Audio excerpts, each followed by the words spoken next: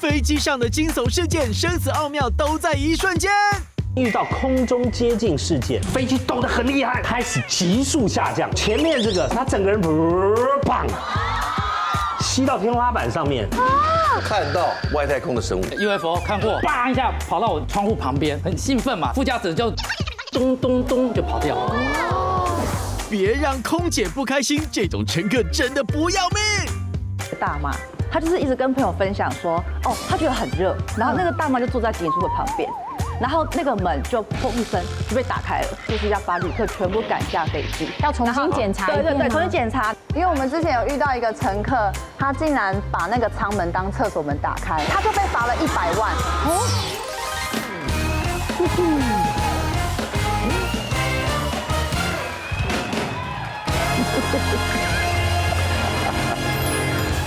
欢迎收看《女王大人》。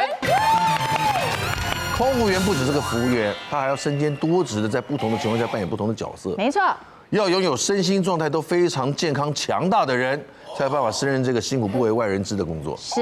今天邀请到了4位在机上工作过的来宾们，是要来分享他们在飞机上有哪些难忘的秘辛。来，在这之前，先欢迎2位常坐飞机的朋友。首先欢迎屈中恒屈哥，哦，来第2位，欢迎邵安呢，哎呦，欢迎欢迎欢迎，接着就欢迎机组人员代表了，第1位机长詹姆斯，欢迎詹姆斯，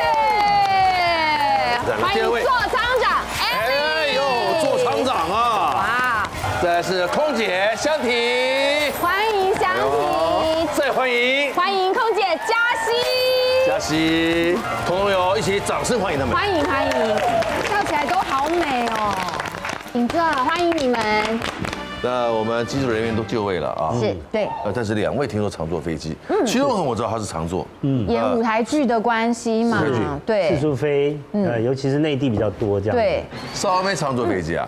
近期会锁定一些联航特价，然后看工作日期可以我就飞，最近比较常飞东南亚，之前都会跑一些美国、日本。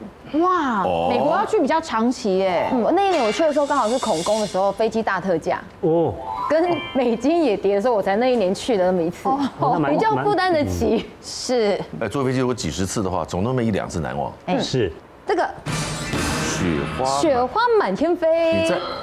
你在25000尺还有雪花哦，那一次的雪花，客家人啦。哎呦，这雪这个雪下到都有乡音了。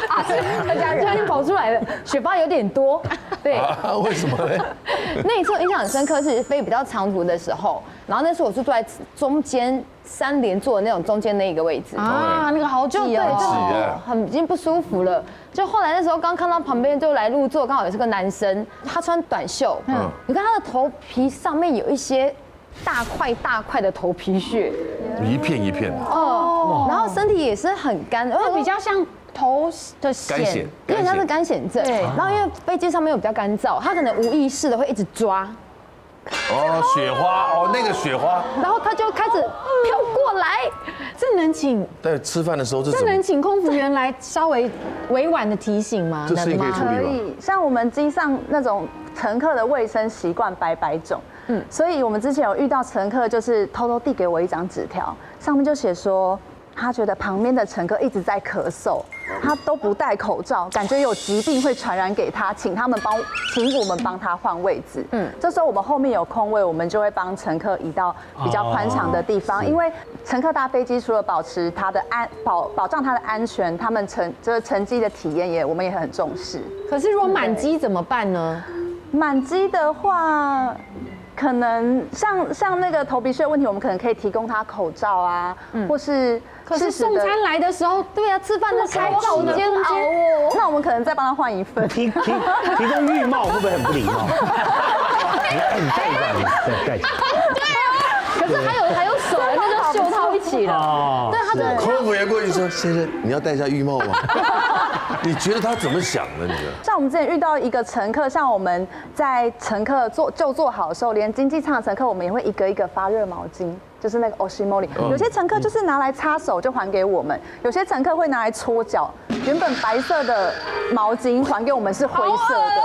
对，所以像对，真的百百种哎，他们的卫你这生习惯位置只很不一样能。想说能不能换有个空的位置，随便哪里都行。因为我真的不好意思，因为我觉得他旁边这样走掉，我就觉得好像很伤他的自尊心。可是你知道，真的用餐的时候，我看他的头皮这样一抓，我就只能把那个餐盘这样尽量拿靠近自己，然后这样侧边这样吃，然后尽量少。你这样吃没有伤人吗？你觉得？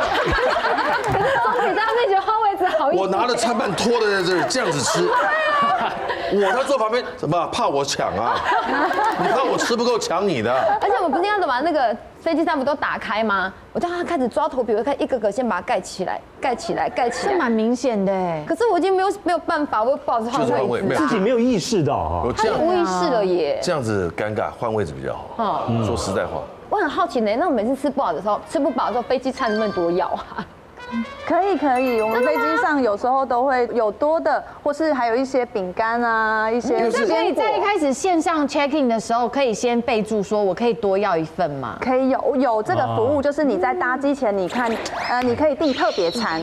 那特别餐就有很多种，像你想吃素食啊、水果啊、或糖尿病餐或者对都可以，病理餐也可以。因为他是大胃王，他每次要吃4、5个便当。对啊，订2份的话，我觉得可以在空姐提前在送餐前就跟他说，如果有多的可以帮你保留下来，全部都往这边来，低调的拿。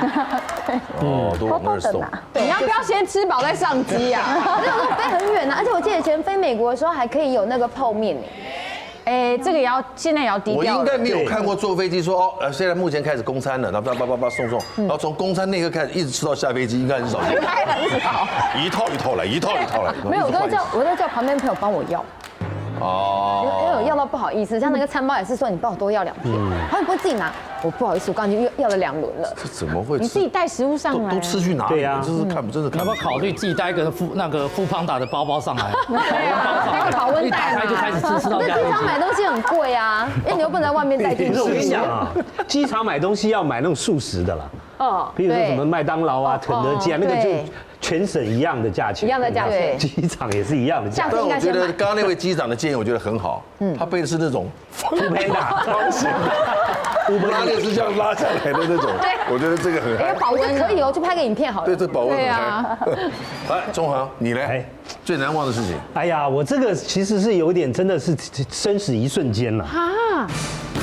空中急降惊魂。我跟你讲，我遇到这次的事情哈，我到现在还连日期都记得住。来，我记得是2006年的11月，几号就不讲了。2006年的11月，那个时候哪我是飞哪？我飞上海，但是那个时候还没有直航，两岸还没有直航。香港转机。要去哪里对，转？大部分都在香港转机，对不对？然后那时候常常去香港转机，然后香港机场也逛很多次了。我想说，我这次去上海能不能看别的地方转机啊？然后那一次呢，于是乎我就买了一个先飞济州岛，然后再飞香港。所以有没有跑远啦？没有，其实差不多。真的？对，其实差不多。你飞香港是往下，然后再上啊。那你是先上再下，其实差不多的。你知道吗？他觉得差不多就差不多了。好，对，真的吗？你问他们是不是差不多？你说了算。机长有差不多吗？老实说，真的差不多，真的差不多，总时程是一样的啦。我是怎么样？我是台北飞济州岛的那一趟呢，我记得已经差不多快要到了，然后我已经吃完饭了，我的小桌板已经收起来了，结果那个飞机突然有一个震荡，然后就开始急速下降。开始急速下，因为那个时候我们还不知道什么状况。很多人都没有弄安全带。那我后面的一个老太太是整个腾空飞出去的，飞出去撞到那个厕所旁边的一个，就是等于是商务舱的第一排的那个墙，然后昏倒了。我前面这个是一个胖子，他没有系安全带，你知道他整个人砰吸到天花板上面。你可以想象，这时候应该是尖叫声四起了吧？那个时候我觉得不是尖叫声，我觉得是飞机的那个高频的那个声音，那个声音，你知道吗？那个才是我印象里面只有那个声音。是乱流吧？是施压的声音。就是急降的声音，你知道吗？然后飞机抖得很厉害。我那个时候只有一个想法，就是飞机不要裂开，飞机不要裂开。然后大概10几秒之后，飞机就趋于平缓了，吓死人了。然后这个时候飞机一片乱，我一开始的时候，飞机刚开始下降的时候，我是旁边这个人还在用餐，他的饮料是这样脱离杯子你那飘个当下上来的。可以看清楚这么多事情哦。那是最开始，我说，哎，怎么回事？怎么回事？然后就开始那个声音就开始打，你知道吗？人就开始摔了，吸在天花板上。然后那些氧气罩掉下来吗？没有掉下来，很奇怪哦。施压趋于平缓的时候，那个胖子棒直接摔在中间的那个走道上。我就想说这是怎么回事，然后飞机就开始乱了，空服员很紧张，然后有的空服员脸上还受伤，然后有的空服员是从那个经济舱那边走过来，他不是拉帘子吗？他把帘子一拉开，经济舱第一排的一个乘客满脸是血。原来是怎么样？原来我们遇到了什么事情？待会机长这个詹姆斯可以补充一下。这个我们遇到空中接近事件。就是2台飞机不知道是地面没有联络好还是怎么样的，这塔台的问题耶，差点相撞。从济州岛起飞的跟我们要往济州岛去的差点相撞。那但是那个飞机有一个机制，就是说电脑有一个机制，就是说如果遇到空中接近事件的话，2台电脑会连线，然后判读，就是说哪一台上哪一台下，然后所以说飞机就会这样错开。然后我们刚好是那台下的。所以上的还好是不是？上的可能也是会很不舒服吧？会突然间会被压着嘛，会有那种会有贴背感嘛。听新闻报道，我们是在10几秒之内下降了10几座的101的高度的。这个人的身体怎么受得了？所以才会飘起来啊！哇，你可想而知，那个时候如果有餐车在机舱里面，对呀，完蛋！万一也飘起来，万一乱砸。这个至少是下降1万英尺，至少没有啦，不可能啦。人体承受得住吗？实体座哎，那个事件是哦，我们飞机有个防撞系统，就是2个飞机如果接近的时候，它互相会 talk 嘛，对不对？你 talk 我talk你，它就要下降我就下，它要上升我就下降。OK。所以呢，我们飞机上有个指示叫我们下降，我们就一直要推着头下降。但是呢，那个下降绝对不会超过200-300英尺啊，就200-300了不起。如果超过1000，你大概就要7天后回家了，就会裂开了吗？因为我们规定一定要在几秒之内要避开嘛。对。那如果你超过这个秒数要这么大，这个短时间内要下降1000，那变俯冲了。对。那战斗机才做得到。对，孝心撞地球了嘛，就不会。其实没有，是你们感觉的问题啦，体感没有，实际上没有啦，绝对没有。我觉得还是有一个速度的。要不然那个胖子不可能贴在天花板上。对，所以我常常在呼吁大家航空教育嘛，我都要呼吁大家，我们在飞机上看到这个安全带灯只是让它熄掉解开之后，只是让我们告诉我们现在是相对安全，可以去上厕所，可以移动的，可以去上厕所。我都跟大家讲说，你上飞机之后就把你屁股粘在安全带椅子上绑好。因为我们长1万尺以上哦，那个安全带灯一熄掉，对，就可以听到咔咔咔咔咔咔，都全解了，对，就解开了。我不知道大家为什么要解开，你就绑着就没事，因为会出事的都是因为没有绑安全带的，跟空服人员，因为他们没办法，因为这是他们空服人员要服务嘛，要走来走去嘛。但是如果你把自己绑好，绑在身上，几乎不会出错。刚才那个紧急下降的这个，为什么那个氧气面罩没有掉下来？对啊，我那次为什么没有掉下来？一定要施压，是要 decompression 施压，氧气面罩才会掉下来。所以只要氧气面罩没有掉下来，就不是施压，所以不用紧张。这个大部分飞这个氧气面罩，我们都看过照片嘛，氧气面罩掉下来，它挂在那边，所以你是要去抓，它有一个开关，它有个绳子连在这个氧气管上，你要抓，咔咔。它才会有氧气供应，对，它才会氧气供应。你这样子，像曾哥长这么高的，所以他氧气面罩根本都不拍下来，我就站上去吸，我是吸不到的，吸不到，一定要抓，要用力往下拉，对，才会有气流。那整个一排，譬如3个位置或4个位置的，只要有1个人抓，整个整排就驱动了。哦，对，这样子，这个没人讲。对，现在要询问我们的各位美丽的空服员。飞机上瞎事多，这些事拜托不要让我遇到。我这边有一个情况，我觉得是大家最不想遇到的，但是偏偏也是最容易遇到的，就是关7小时，7小时哦 ，delay 7小时飞机 delay。然后这个例子就是比较久，就是那一次是我们飞机已经关门准备起飞，然后机长联系控制部门的时候就没有回应，那已经有点奇怪嘛。可是我们身为空服员还是正常的送餐送水，等到第3个小时的时候，关太久了，开始有一些老人啊、小孩身体不适要送医，就还没起飞呢。对，还关在里面，然后他们已经身体不适要送7医个。小时不可能啊。对，然后那时候才第3个小时哦，还有医生因为赶着到目的地开刀，就一直问我们什么时候可以起飞。是哪里飞哪里？那一次我记得是我们从上海要飞出去，就是也是曲哥常去的上海。对，因为那边就是比较容易有流量控制，所以我们当时第一个想法就是可能也只是流量控制，但是为什么联系不到地面就很奇怪。那我就有告知机长那时候的情况，所以机长也是一直用那个无线电一直呼叫控制部门，我自己手机也是一直打到手机快没电，然后整架飞机就很像是荒岛上的飞机，与世隔绝。非常奇怪，对啊，无人闻问，无人闻问，非常奇怪。然后，在那个时候，我的组员在客舱中不是在挡门，就是被旅客团团包围。那我看这个情况，我就用餐车挡住驾驶舱，就不能让机长他们出来嘛，他们很重要，不能让他们出来。挡住以后，我就站出去广播，我才讲第一句：女士们、先生们，我是本次航班的座舱长。马上所有人都找到目标了，有人站起来大骂，有人录影，有人冲过来。因为你也不知道理由，你也不知道原因，怎么办？我就只能说流量控制，就是大家最常见的流量控制。在你心里面有猜测各种不同可能吗？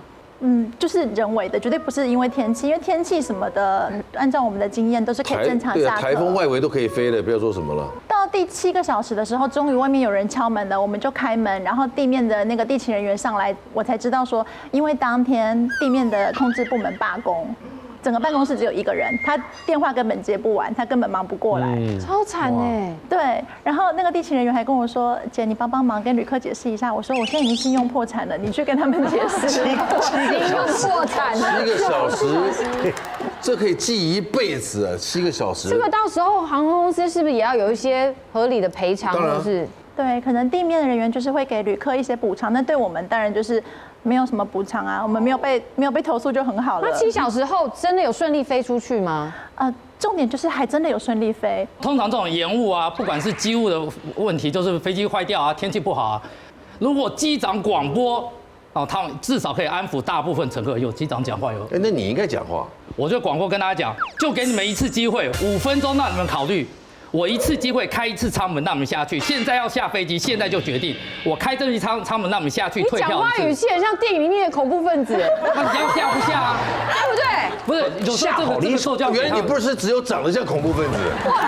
我5分钟开一下机舱门，你就下去，要下去下去。没有常常像我们常常在面对这些乘客。这乘客很可怕的啊，有的延误5分钟他就开始有说话了，有10分钟、20分钟，每半个小时、每10分钟来吵空服员室 ，A 客人、B 客人、C 客人、D 客人，一直说我要下飞机，我要下飞机，我现在肚子饿，我要上厕所，我要干嘛，一堆问题。如果你们要下飞机改签了，就这么1次机会，放了门、关了门，你就不要再靠北了嘛。就这样通常大家没有人敢下飞机吧刚？刚用靠北这2个字好好。关门之后，请勿靠北。对，这2个字好接地气。哎，很舒服，听起来对啊，整个很舒坦啊。最喜欢这种有魄力的机长，因为大部分的机长是在驾驶舱里面，他吃他的饭，他玩他的游戏，然后也不一定会做广播。像这种机长很主动，我们就觉得非常好，而且他讲有担当，他有担当。对，有担当，而且他讲靠北不会怎么样，但我们不能讲，我们只能在心里面想。真的可以讲吗？他身份可以讲。各位亲爱的旅客，其实他今天的机长真的很靠北，我们很想飞，但是飞不了。对，请你们不要再靠北。会觉得很像一只小小鸟。对啊，我讲到一个故事，很快，我非常快讲完。落地之后，商务舱客人躺平了嘛，躺平了，他椅子不愿意挪起来。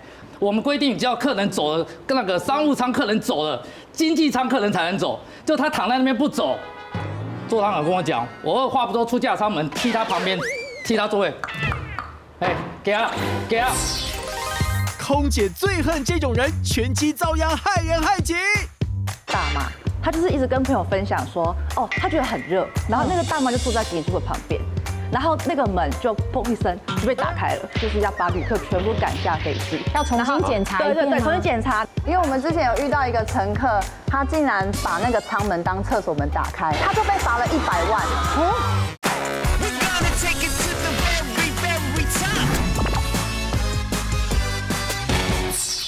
踢他座位，哎，get up，就叫他走了。有这个身份还是有点，有点优势，权威感。对，就不能让一个人睡，然后经济舱先下吗？不行，公司规定啊。每一个航空公司都这么规定。不同公司可能有不同规定啊。我们是以客为尊嘛，那这商务舱客人已经全部下去了。华航的漂亮啊，不是。那我们看一下 Ellie 的那个照片好了。这是 Ellie。哦，原来你就是伊娃，你就是伊娃是吧？伊娃这个名字比较适合你啊！你看，你就看到我的颜色我们也是穿这个啊，对啊，绿色刚好一套的，很亲切。哦，你错了，我是玉山银行的，不一样。也是。哦，哎呦，你们都要拍这样的沙龙照是吧？就是快退役前会拍一些纪念照，纪念那一套制服。阿姨，你看那个裙子是不是稍微短了一点？裙子吗？我们自己都会偷改啦。公司都说不能改制服，我们都觉得不行，那么长怎么看都会自己稍微改。嘉熙，你那个实在太短了。对，这个不是，这个是电视台借的，对，借来是自己的。对。有规定的长度是多膝上几公分吗？其实是有规定，只能够刚好盖住膝盖上缘。膝盖上缘。对，就是不能够比它短。膝上缘。那你们自己改短，这样长官发现不会怎样吗？因为量制服的人都跟我们说，帮你们量合身，结果量出来制服的裙子都到这里。都很长或很大，好像我们还会发育一样。你刚刚的语气流露很多的不爽的。对，但你笑着讲话，你那时候你应该笑说，他把我们量完，他真的很靠背。靠背，以为我们还会发育。我来分享一个就是蛮瞎的事情，就是那时候其实是嫌热不受控。对，就是那时候其实这件事情是我刚飞的时候，然后就那时候我们大家旅客都登机了嘛，然后那时候我们就听到有一个大妈。他就是一直跟朋友分享说，他觉得很热，然后他一直讲说，很热，很热，很热。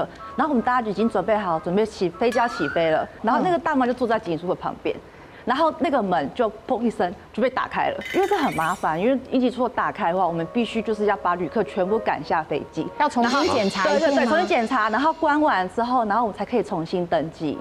所以就是旅客一定抱怨啊，就是抱怨说，我们已经因为本来那天就已经有点 delay。然后 delay 完之后，我们又要请旅客下飞机再重新登机。这样子的动作会又耽误多久？差不多起码1个小时，最少1-2个小时。他会1-2个小时，他会列为黑名单吧？会，因为我们之前有遇到一个乘客，他竟然把那个舱门当厕所门打开，就被这么容易有，然后因为飞机的他就被罚了100万。它有一个重量因为你随便开那个门，那个舱门是我们的应急设备，它这样其实轻轻一拉，门又有那个助推器，就这样，咚一声就开出去了。对，因为它其实设计好开，就是因为要希望大家出去的时候是可以如果有状况的话，对，不是一堆按锁呀，一堆什么的。没有，直接一开就助推器就推出去。它还是一个红色的把手，可以吸引你一眼就看到它。对，所以我都跟组员说，这个门是你们的生命线。所以在机上看到红色把手，千万不要碰。我们这样子飞机门一被打开了，我们就不能飞，成本是很高的。那个充气艇打出去，又要在门里面有装充气艇，要再装回去。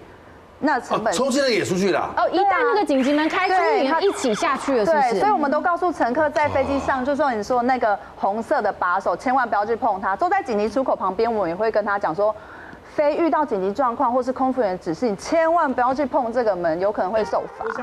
然后真的就是黑名单了，是不是？对，肯定吧。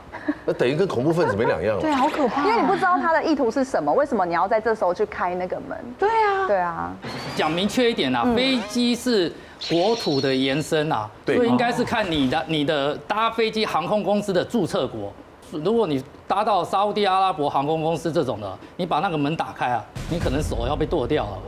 真的哦？真的吗？根据当地的法律啊。对啊。可是我不要以为我开玩笑啊，我不能引渡回来处理吗？这我不知道，我没被引渡过啊。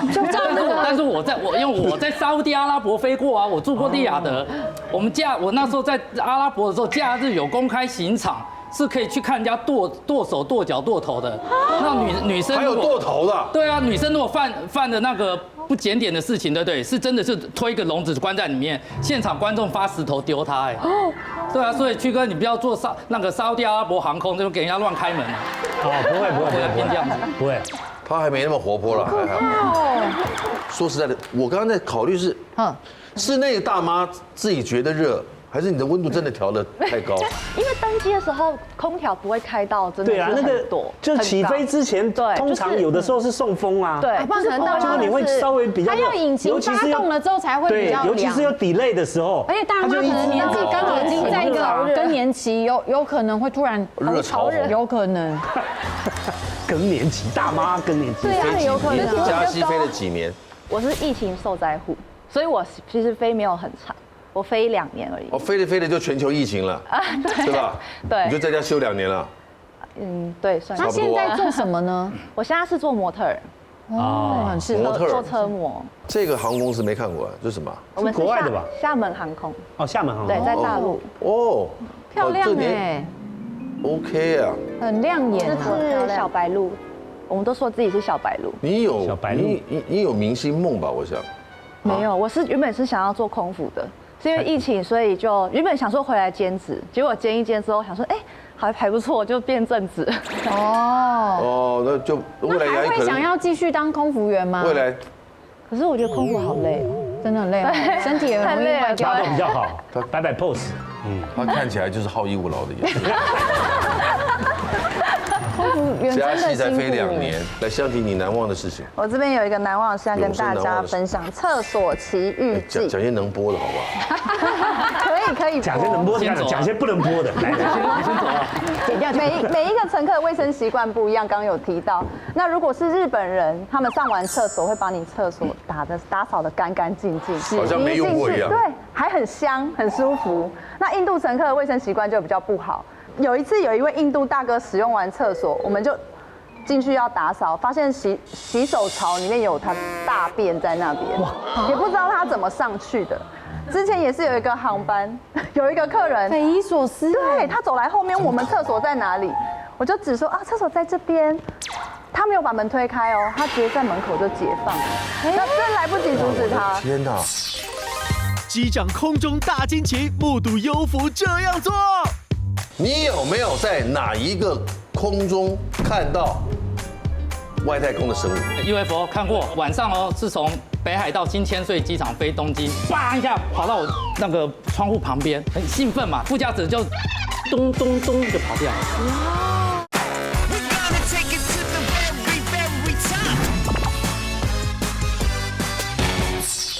他没有把门推开哦，他直接在门口就解放了，那真来不及阻止他。天哪！后来只能把厕所锁起来，等到降落再请那个清洁人员上来打扫。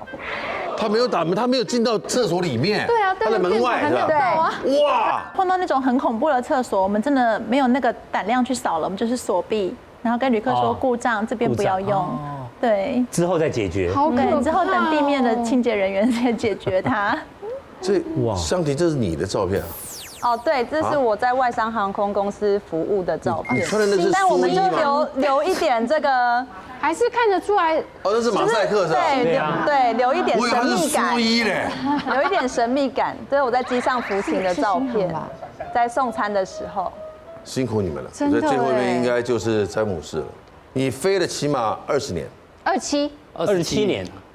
你有没有在哪一个空中看到外太空的生物？哦，UFO 看过。UFO 哦，真的讲一下。大概在2015年左右，我在日本飞过5年，在日本航空公司，然后我就飞日本国内线。有一天晚上是从北海道新千岁机场飞东京。OK， 那起飞那时候波音787刚在市面上面，所以787飞机很少。当时啊，如果能够要怎么辨识787，就是因为787是那个 LED 灯，它的飞机上灯是 LED 灯，所以我们在空中就要看到这样 LED 这样啪很亮在闪的，防撞灯，飞机都有防撞灯嘛，对，让其他空中的飞机辨识，就要看到啪很亮的，我们就是知道是波音787，对吧？因为物以稀为贵嘛，因为我们飞行员都对飞机很有兴趣嘛，看到波音787，我就跟副驾驶讲，在空中远远的我侧窗机长左边侧窗一个 LED 在那边闪，啪。我跟副驾驶，嘿 787，很兴奋嘛，难得看到嘛。那副驾驶就转过来一看，那个 LED 灯啊，叭一下跑到我那个窗户旁边，35000英尺，那没有反应过来嘛，心里第一个想法是，哎呦，那个空拍机，瞬间远远的就到你窗户旁边。对，它这样移动嘛，因为你就不会想是飞机嘛，讲会不会是空拍机？因为你没有想到，这么高，空拍机飞得比战斗机还快啊！就是第一个反应，第一时间嘛，就傻了嘛，第一个时间没有想到，咚过来就好像是空拍机，那我想过来，不可能，我这么高嘛，回头看一下副驾驶，然后正要讲 UFO， 2个人抓手机嘛，这个东西砰跑到前面了，然后我们手机要拿出来要跑到前面，然后就 Z 字形这样咚咚咚咚就跑掉了。好有趣哦！对啊，就这样 Z 字形啪啪啪跑掉了。这样，对啊。对不起，我觉得 UFO 可能比那个还。我还有别的 UFO 故事。真的这样子走啊？对啊，真的这样走。我们还是要交代的。我们先把这个事儿讲完以后，你再补那个好不好？再补一个另外一段。对，另外一个 UFO，想知道吧？想知道。这个我最有兴趣的，对，这是卖点。好不好？所以他这个随便讲讲就好。这随便讲。好，我看一下。这个随便讲讲。我们看一下，你想分享事情讲一遍一倍，那讲一遍一倍什么？被怀疑遭到劫机。哇！好，我讲下一段的飞机，下一段 UFO。有一次我飞那个澳洲雪梨呀，飞澳洲雪梨，我是从胡志明飞嘛。因为我也在胡志明飞过。越南飞澳洲，8个小时，不到8个小时了。8个小时，从越南飞澳洲会经过一段就是无线电都没有无线，就没有任何岛屿，没有任何岛屿交接的地方。类似百慕达三角洲那种。对，就是类似太平洋飞太平洋航线，中间没有任何国家，就是往澳洲飞哦。你从印尼一出海，大概会有2-3个小时时间，就是四不管地带。然后呢，就跟副驾驶2个人，因为就8个小时航班，2个人飞，晚上又是2个人坐在那边，跟副驾驶讲，好无聊哦，你有没有看过 UFO 嘛？哦，副驾驶说有，我一听，你有看过 UFO？ 他说有啊，那他就问我有没有看过，我就有嘛，我就跟他讲说我在北海道上面的故事啊，我一讲完就说不就这样而已，我一讲说我刚刚讲的 UFO 故事还不够刺激。在我前面自行，他说不够，我说发生什么事情？那我们就正好在那个澳洲那个快进澳洲的上空嘛，3不管地带嘛。他就说，就是这个位置。我说这个位置怎么啦？他说他有一次跟另外一个机长飛，在这位置上面，然后机长打瞌睡，他就一个人那边做无线电。那做无线电做到一半的时候呢，他发现他副驾驶座右边嘛，右后面有光。我先跟大家讲一件事情哦。我有时候晚上飞飞机在驾舱里面，我会戴太阳眼镜。为什么晚上还要戴？因为月亮太大了，我都叫它月亮眼镜。有时候月亮会大到刺眼，我要拿东西遮月亮。真的哦。对啊，驾舱是这样。有时候那个full moon的时候，月亮很大，所以他感觉后面有光。所以我第二个说有月亮哦，月亮在后面哦。他说不是，回头一看的时候，就一群大概7、8个、10个这样，也是像我。小光点像我只有1颗，他说他7、8颗，那他往前面看的时候呢，那个光点就跑到他前面，然后就定在飞机还在飞哦，还在就是我们现在的位置。我还问他是现在这个位置，他说对，我们飞多快，他说他那个保持一定距离就对，保持一定距离。然后呢，他还问航管，跟航管说我们现在在36000英尺的高空，我现在呢大概距离我前面10海里大概有8个看不出任何。不明光点，对，不明光点，请航管帮我看看航管的雷达上面能不能看得到，因为我刚才讲过那个是3不管地带嘛，所以呢，我们要先协调别的地方的军管、战管雷达能不能看得到我们这个区域的东西嘛，就航管就说看不到，然后呢，副驾就紧张嘛，那个东西一直伴随他，我问他说飞伴了多久，他说至少5分钟，5分钟后他把机长叫起来，他还不拍哦， 5分钟还蛮久的，他有拍，但是拍不到东西，就黑一片。惊悚空中危机事件竟跟人气天团有关。我在印度飞的载体客机架舱很小，座舱一进来，咚，把那个撞断了，然后那个印度的航管就叫我们了，不是，他就任由我们被劫机了，需不需要叫 Mayday 5月天？因为 Mayday 就是那个。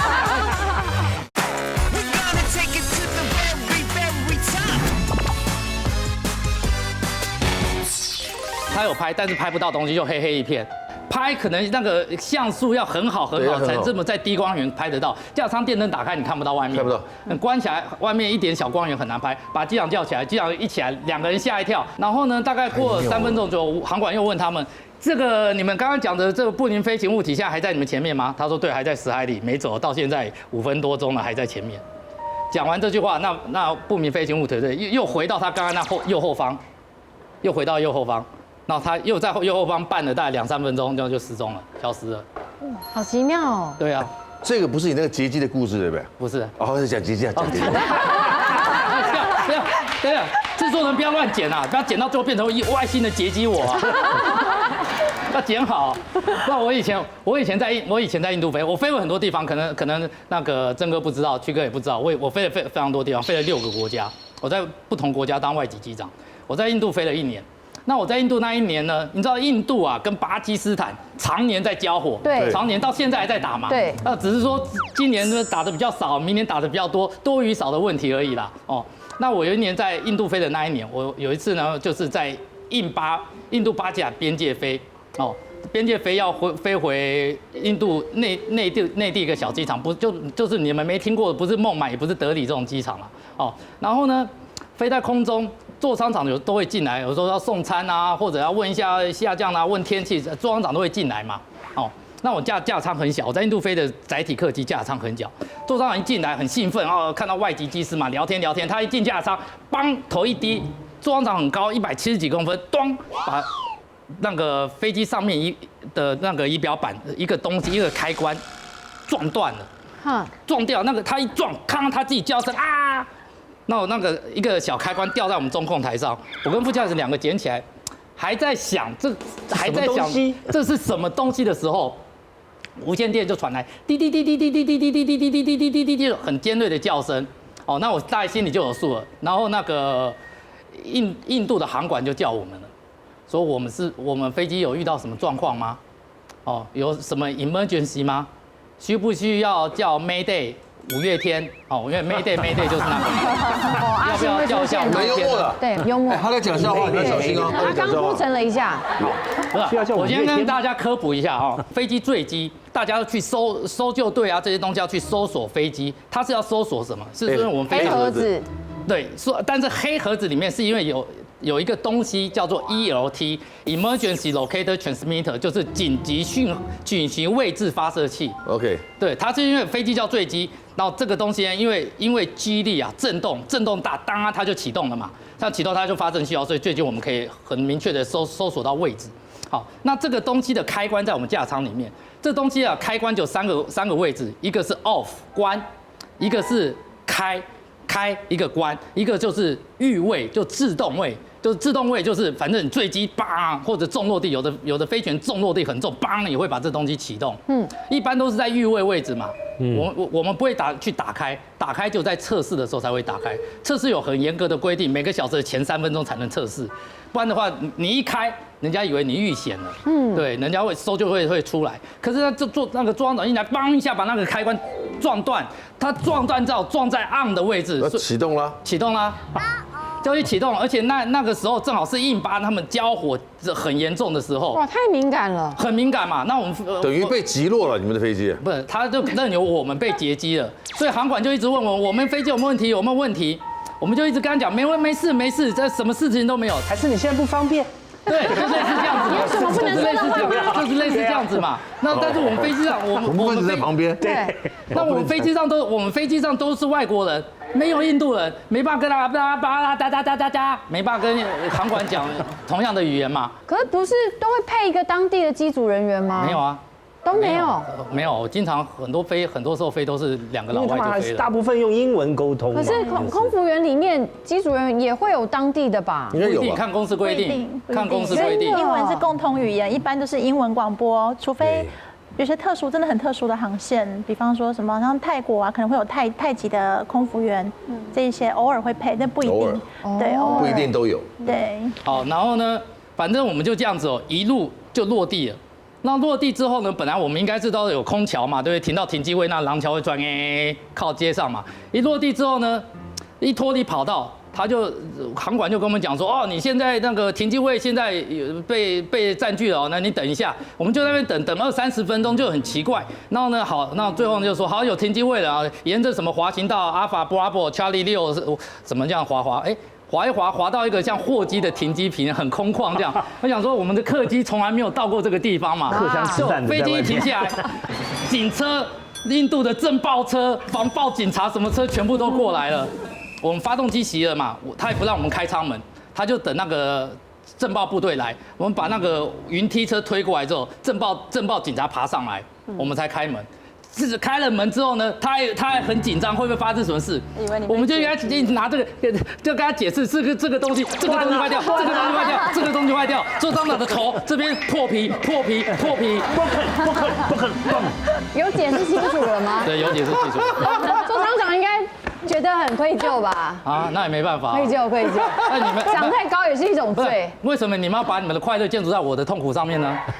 你自己把它讲那么好笑，你怪谁？这很痛苦的，这件事情是很痛苦的，攸关客人生命哎。这是你在这个服刑的时候的一些照片。对，这在我在越南航空的时候，波音787。哦，就是这个。你的月光眼镜是吧？我的月亮眼镜 ，Moon Glasses。你长得真的很吸引人，一表人才吧？可是你有墨西哥血统吗？Habla español。我觉得Español，你的轮廓还有你的发量，整个都很欧美。不要羡慕我的发量，很中南美。机长不是人做的，拯救全机还要被骂。飞到北海道呢，下大雪关场。关场呢，所有飞机就在空中待命，30分钟，待命油量全部带光了。哇，我们就说这一把生死一把，刹车急刹，在最后跑到尾巴把飞机刹住。那全场真的有鼓掌吧？没有，他不知道，全场都不知道前面发生什么事，后面还在抱怨机长飞得很烂，为什么要用这么话？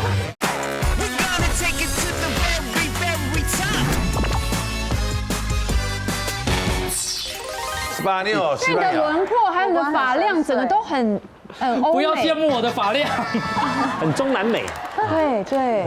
刚才其实你那个故事里面，我才特别侧面了解你还有北海道的一个紧急事件。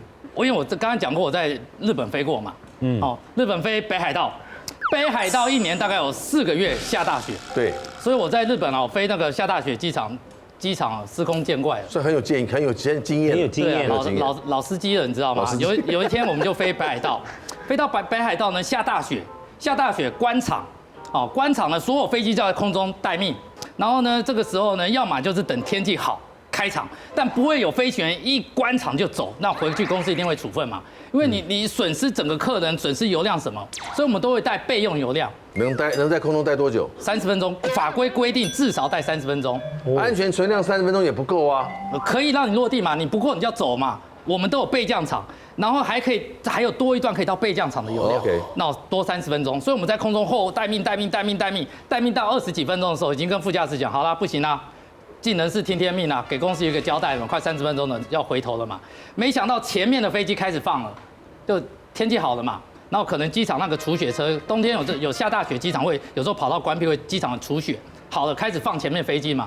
我们算一算，差不多放到我们大概30分钟，待命油量全部带光，紧绷了。哇，紧绷，可以带光没关系，它不是没油，它还是可以让我做最后一把落地嘛。好，前面走了，我们就说这一把生死一把。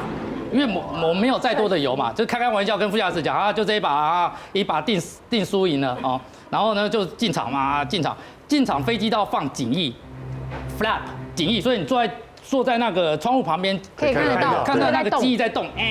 我曾经被客人投诉过，你们飞机破掉了，就机翼破掉，有东西在动，那不是，那是警翼。警翼是因为要放出起飞落地放出来，是因为增加机翼面积可以增加浮力升力，所以起飞落地要升力比较大嘛，会放那个警翼。好，我们放警翼，卡住了，这么大声啊？对，液压的东西嘛，很大声，它左右不平均。我说我们飞机上有个指示器，2根针，指示器它必车。因为它是指针是指那个警翼的角度嘛，必车就一个卡在10度，一个卡在20度这样子。哇，它警翼不一致，很危险。为什么？因为左右边不一致，那它飞机会翻滚，会同滚嘛，会倾斜。对，会倾斜。所以按照规定，我们一定要马上重飞，一定要重飞。你第一个是你这个没有倾就不平均，第二个是你警翼要是没放出来。你落地距离会增加很多哦，落地距离会增加，所以我们不做。如果我们今天液压系统坏掉，就落地没办法落地没办法放紧液啊，至少要1万尺以上跑道，北海道都很少找得到1万多尺的跑道，如果下大雪，但没办法一放卡住了。跟副驾驶2个马上重飞，你那个紧急经过 reset 会 OK 吗？不是，我们在控制要做，不是 reset 这么一个按钮，飞行员不是一个按钮的问题，我们有快速检查表叫 QRH 哦，要拿出来要找液压、紧液，然后10几20个状况找出这个状况，这样的 flap 闭吹哦，找到这个况要跟着做，怎么这个程序要复杂。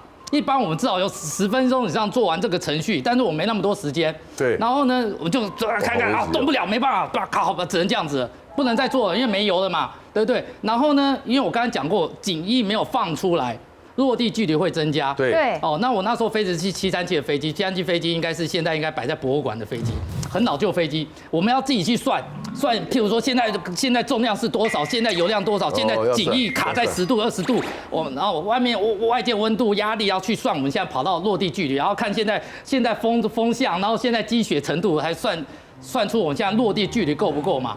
但是我数学不好嘛，我数学要好，我就未来当飞行员了嘛。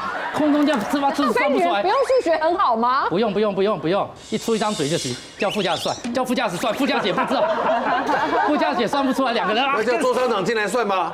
来不及了，你这8分钟的油。是不是以后就是开飞机的时候带一个数学老师在身边？现在新飞机都可以帮我们算了，对不对？你不要搭737就好，就算来不及了嘛，就看一个大概，对吧？1万尺1万1啊，知道我们跑道够，因为下大雪，所以那个刹车阻力关系还会再吃一些跑道，但也没关系，也没办法了，因为我们已经没油，我们刚待命已经待掉，谁知道会遇到这么倒霉的状况？就绕一圈回来，最后放起落架什么东西弄，那个 flap 紧液啊，它还是歪的，所以落地前那个杆子是歪的，另外一边这样子落地之后刹车急刹，在最后跑到尾巴把飞机刹住。那全场真的有鼓掌吧？没有，他不知道，全场都不知道前面发生什么事。对啊。然后刚刚待命的时候气流很晃，后面还在抱怨机长飞得很烂，为什么这么晃？我们就知道他们生死一线间了。对，我们就是无名的默默的英雄嘛。对不对？好，谢谢，我们听完非常谢谢，掌声鼓励一下。有没有？现在有没有更敬佩这些机长啊、座舱长啊、空服人员啊？更敬佩了吧？他们要面对的不只是千奇百怪的要求，遇到突发状况还要时刻保持冷静跟专业，化解危机，真的不是我们这些人可以想象的。希望大家呢，下次再搭飞机碰到这些默默付出的天使们啊，多一份理解跟尊重。不妨呢，在下飞机以前呢，跟他们说声啊，我是卡利萨马里斯的，辛苦了。好，谢谢你们，祝福大家所有的好朋友出入平安，旅途愉快，好不好？谢谢大家，你们辛苦了。谢谢女王大人，下次再见 ，See you， 拜。